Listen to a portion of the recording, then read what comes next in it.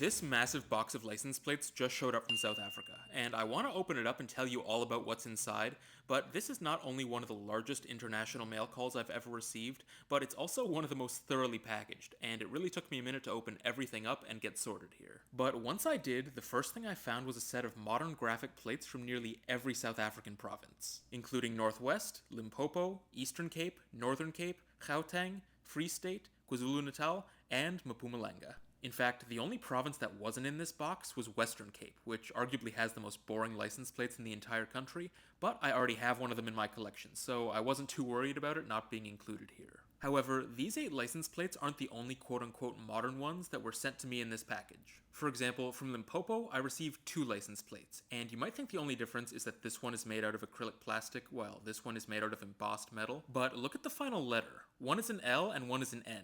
Now, the N plate is actually older, dating from the early 2000s not only when this design was first introduced, but also when Limpopo had just adopted that name, formerly being called Northern Province. And then for KwaZulu-Natal, I also got 2 license plates. This one, starting with an NUR region code being a little bit older, because more recently, that province has adopted license plates that look like this, which have both the province's name and coat of arms, and, most importantly, are no longer region coded. I also got these 2 older license plates, with this black on yellow style being the dominant type of plate in South Africa for most of the back half of the 20th century. This top one, FBN, was issued in the early 1980s in what was then the province of Transvaal, but while the FBN on that plate isn't a region code, the YBA on this one is. And it's got a very fascinating history because when it was issued, where it was issued wasn't technically a part of South Africa. Rather, this plate is from Bophuthatswana, which is a homeland, a type of apartheid-era jurisdiction that is more complicated than I can really get into in this video. Though back in the day, South Africa, and really only South Africa, considered it pretty much independent. It's also definitely not of the best quality. Like, the Y,